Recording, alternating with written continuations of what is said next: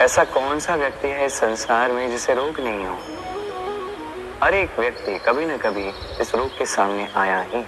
उसका ये शरीर रोग से ग्रस्त हुआ ही है। अब ये रोग ये आते हैं, ये जाते हैं, किंतु क्यों ये हमें सता पाने में सक्षम रह जाते हैं? कारण है स्वच्छता। यदि स्वच्छता इस तन में नहीं होगी तो व्यक्ति शारीरिक रूप से पीड़ा सहेगा। अब उसी प्रकार अति आवश्यक है कि ये स्वच्छता ये मन में भी।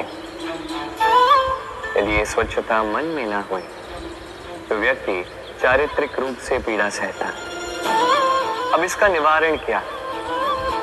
बड़ा ही सरल है इसका निवारण। यदि रोग तन में तो सर्वप्रथम स्वच्छता रखना सीखिए। इस शरीर को स्वच्छ रखना सीखिए। समझदारी के साथ डटकर इस रोग का सामना करें। भयभीत होने की आवश्यकता नहीं। व्यायाम करते रहे, सब ठीक होगा। उसी प्रकार यदि ये रोग ये मन में हो तो क्या करें? सर्वप्रथम आधार पर ध्यान दें। आपका आधार है आपका आहार। जो आप खाओगे वही आप बनोगे। उसी प्रकार जो आप सोचते हो वही आप बनते हैं। इसलिए इस सोच को सकारात्मक बनाएं। अपने दृष्टिकोण को सकारात्मक बनाइए। सब कुछ ठीक होगा। आपके मेरे हर एक के भीतर एक राक्षस रहता है। उसका सामना करें, उसे परास्त करें। तो ये रोग चाहे तन का हो या मन का, यदि उचित समय पर इसे ना रोका गया तो अनुचित समय पर यह महामारी बन सकता है। इसलिए सावधान रहें, स्वस्थ रहें। भगवान और भूल दोनों एक ही अक्षर से आरंभ होते हैं, और तो और दोनों की राशि भी एक ही। अब आप कहेंगे भगवान भूल, इसमें क्या समानता हो सकती? बहुत बड़ी समानता है। न केवल ये एक अक्षर से आरंभ होते हैं, बल्कि इनका विजय मंत्र भी एक ही है। भगवान को मानो, उन पर विश्वास करो, उन्हें स्वीकार करो। ये करोगे तो मन की दृष्टि से भगवान देखे जाते और वो आपको संपन्न कर देते। यही भूलों के साथ भी अपनी स्वयं की भूलों को मानो, स्वीकार करो। सब कुछ अपने आप ही स्पष्ट रूप से दिखने लगता है। जिस दिन आप अपनी भूल स्वीकार करना सीख जाते हैं, उसी दिन से प्रक्रिया आरंभ होती है अपनी भूल को स्वीकार करने की। आप समझ जाते हैं कैसे अपनी भूलों को सुधारना है। सुने रखिए, स्वयं को श्रेष्ठ बनाने के लिए अपनी भूलों को स्वीकारना आवश्यक है। इस जीवन में शांति लाने के लिए ईश्वर को स्वीकार करना आवश्यक है। सदैव अपने गुण और अपने दोष स्मरण रखिए, आजीवन सुखी रहोगे। हम सदैव चाहते हैं कि ये संसार हमें ज्ञानी कहे, बुद्धिमान कहे, समझदार कहे, किंतु मूर्ख कभी न कहे। मूर्ख इस शब्द से सभी कतराते, दूर भागते हैं, किंतु एक सत्य से सभी अनजान हैं। मूर्ख बनना बुद्धिमान बनने की ओर पहला कदम होता है। आप बड़े से बड़े दिग्गज ज्ञानी के साथ बैठ जाइए, कितनी भी बातें कर लीजिए, कितना भी ज्ञान बांट लीजिए, अनुभव मूर्ख बनने के पश्चात ही प्राप्त होता है कि नहीं? मूर्ख बनने के पश्चात आपको ये समझ में आता है कि क्या नहीं करना चाहिए। ज्ञानी आपको ये बताते हैं कि क्या करना चाहिए, और इस संसार में क्या करना चाहिए से कहीं बड़ा ज्ञान होता है कि क्या नहीं करना चाहिए। इसलिए सदैव स्मरण रखिएगा, आपसे हुई कुछ भूलें, आपको कोई मूर्ख बना जाता है, आपके साथ छल कपट करता है, तो कोई बात नहीं, ये अंत में आपको और बुद्धिमान ही बनाएगा। इस समय सकारात्मक रहिए। ये संसार आपको ज्ञान ही अवश्य कहेगा। मनुष्य सदैव जीवन में सुख चाहता है, पर ये सुख ये है क्या? क्या रूप है इस सुख का? मैं बताता हूं। इस सुख के दो रूप होते हैं, बाहरी सुख, आंतरिक सुख। और ये ठीक वैसे होते हैं जैसे हमारे शरीर से जुड़ी ये परछाई और हमारे शरीर के भीतर रह रही ये आत्मा। यदि बात की जाए परछाई की तो कभी आप देखिए सायंकाल में, प्रातः काल में ये परछाई लंबी होती जाती है।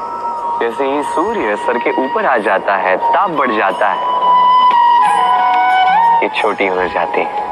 और जैसे ही अंधकार आ जाता है, ये परछाई आपका साथ ही छोड़ देती है। ऐसा ही होता है बाहरी सुख। यदि बात की जाए हमारे शरीर के भीतर रह रही इस आत्मा की, तो ये कभी हमारा साथ नहीं छोड़ती, सदैव हमारे साथ जुड़ी होती है। ऐसा ही होता है आंतरिक सुख, ये सदैव हमारे साथ रहता है। आंतरिक सुख किसी की सेवा का, आंतरिक सुख किसी की सहायता का, आंतरिक सुख प्रेम का, ये कभी साथ नहीं छोड़ता। वही बाहरी सुख, जब तक आपके पास संपन्नता है, कुछ लोग हैं, कुछ सुविधाएं हैं, ये बाहरी सुख आपके साथ रहेगा। संपन्नता चली गई, लोग चले गए, सुविधाएं चली गई, बाहरी सुख भी चला जाएगा। मनुष्य कई प्रकार के मनोरथ करता है, इच्छाएं करता है, अभिलाषाएं करता है, कामनाएं करता है, स्वप्न देखता है, चाहता है वो सफल हो, उसे संपन्नता मिले, और अंततः निराश हो जाता है क्योंकि ये सब नहीं होता। अब एक छोटा सा उदाहरण देता हूं। वन का राजा किसे कहा जाता है? सिंह। अब सिंह वन का राजा, इसलिए मृग उसके पास आकर ये तो नहीं कहता कि आप तो वन के राजा हैं, आप मुझे मार दीजिए, आप मुझे खा जाइए और अपनी भूख को मिटा दीजिए। ऐसा तो नहीं होता। भले ही सिंह वन का राजा हो, उसे भी परिश्रम करना पड़ता है, तब जाके उसकी भूख मिटती है। ऐसे ही आपके सारे स्वप्न, आपकी सारी इच्छाएं, आपकी सारी अभिलाषाएं, सारी आकांक्षाएं पूर्ण होंगी, अवश्य होंगी, परिश्रम से, केवल सोचने से नहीं। तो आप भी जीवन में परिश्रम कीजिए, अपने सारे स्वप्न पूर्ण कीजिए। धन, धन किसी के लिए मोह है तो किसी के लिए मान, किसी के लिए भाग्य है तो किसी के लिए कर्मों की इच्छा है। देखा जाए तो ये धन कहीं ना कहीं मनुष्य के लिए अत्यंत आवश्यक भी है, और इसलिए मनुष्य जो है अपना समस्त जीवन व्यतीत करता है इस धन को अर्जित करने।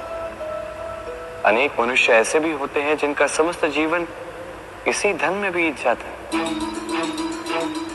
हर एक मनुष्य प्रयास करता है कि वो धनी बने, अधिक से अधिक धन अर्जित कर सके, संपन्न बना रहे। और ऐसा क्यों ना? क्योंकि यही एक वस्तु है जो आदान प्रदान व्यवहार में काम आती है। प्रयास हर मनुष्य करता है, धन अर्जित हर मनुष्य नहीं कर पाता। कारण ये कि मनुष्य सोचता है मेरे पास कुछ धन आ जाए तो मैं कुछ करके दिखाऊं। धन सोचता है कि ये मनुष्य कुछ कर दिखाए तो मैं उसके पास आऊं, इसलिए करके दिखा। ऐसे श्रेष्ठ कर्म कीजिए कि धन स्वयं आपके पीछे भागने लगे। आप यदि धन के पीछे भागोगे तो आप अपना संतोष खो दोगे, किंतु यदि यही धन आपके पीछे भागने लगे तो आप महान कहलाओगे। इसलिए कर्म कीजिए, श्रेष्ठ कर्म कीजिए। ये धन तो फल स्वरूप आपके पीछे आएगा ही आएगा। जीवन क्या है? ये जीवन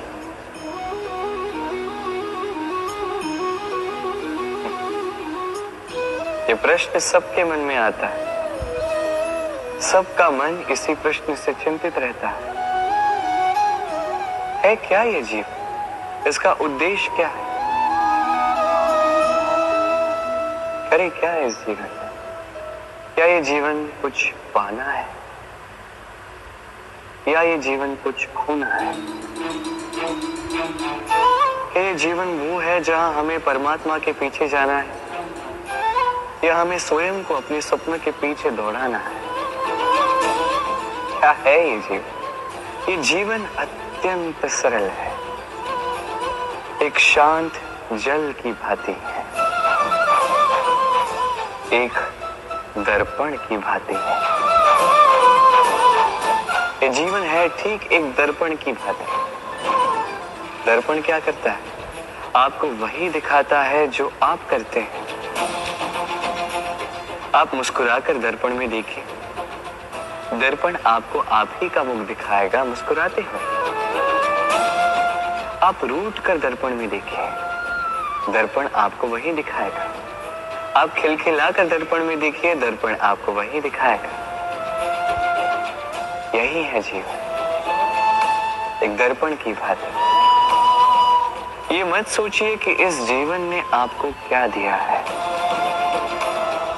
सोचना ये है कि आपने इस जीवन को क्या दिया।